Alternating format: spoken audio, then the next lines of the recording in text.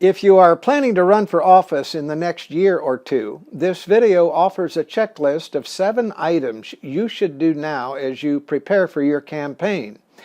All of them are items that must be done, easier to do now than later. And as you'll see, there is a price to pay if you wait until the campaign has started to get them done. As the title says, these are things to do now. Number 1 is update your resume. Make sure it is dead-on accurate. The schools you attended, degrees you earned, jobs you have held, the awards you won, the organizations you have served.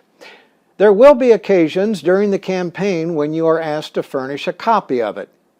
Do not, under any circumstance, embellish or exaggerate what you have done or claim degrees you have not earned.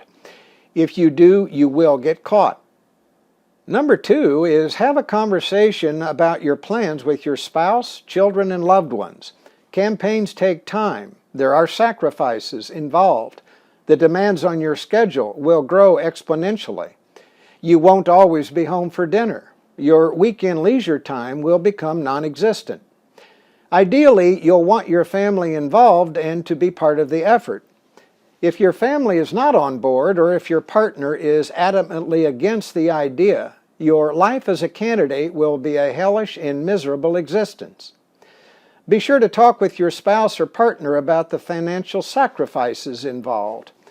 It is okay to invest your own money and miss work if you can afford it, but do not put at risk the money your family needs to maintain their standard of living. Number 3 is get in the habit of being well informed and up to date about current events in your state and jurisdiction. For most candidates, that means reading the daily and weekly newspapers in their jurisdiction and making it a habit to do it early every day. The people you encounter on the campaign trail and the opinion leaders you speak with before the campaign begins will not take you seriously if you are clueless about current events in your state or community. Number 4 is become familiar with the responsibilities of the office you seek and the decision-making power you'll have if you win the election. Voters, opinion leaders, and reporters you meet will expect you to know that, and they won't take you seriously if you don't. For example, if you're running for city council or mayor, you should know the size of the city budget, where the revenue comes from, and how money is spent, the number of people employed by the city, and the size of each department. Your decision-making power affects all of these items. If you're running for Congress, you'll be expected to be conversant on foreign policy, the budget, the deficit, health care, social programs, defense spending, entitlement programs, and trade policy. You'll be casting votes on all of those items. Number 5 is make a list of problems you'd like to fix, things you would like to accomplish, and what you would like to do to improve the standard of living for people in your jurisdiction, or programs you would like to create.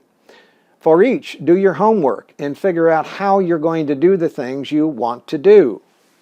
It isn't enough to spout platitudes and feel-good slogans in a campaign. If you can't tell voters how you're going to fix a problem, they will conclude that you're not all that serious about solving it.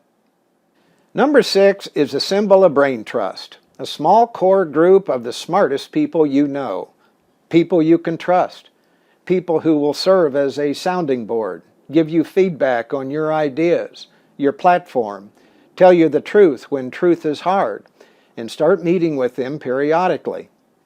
If you don't know any smart people, meeting a few needs to be one of your top priorities. Number 7 is study your jurisdiction. You should know the names of other elected officials and become intricately familiar with the demographics of those who live in your jurisdiction. Income, education level, ethnicity, religious affiliation, race, households with children, age distribution, partisan affiliation, and past election turnout. Smart candidates also study how the demographic profile of their jurisdiction is trending and how it has changed over the past 10 years. Before I go, I will add one more to this list. If you have been active on social media, take a look at your past posts and make sure that nothing you've said will come back to haunt you, that nothing you have posted can easily be taken out of context. You can assume this: in a competitive election, your opponent will be looking at every post you've made, every word you've said, everything you have retweeted. If a post reflects poorly on you, your character, or judgment, best to get that deleted before your opponent finds it. If you're running for office now or plan to run for office someday and are looking for help in your campaign, I will be happy to speak with you. The call is free. Click the link on the screen, answer a few questions so that I can be prepared for our call, and I'll then be in touch to schedule a conversation within 24 hours. I'm Jay Townsend.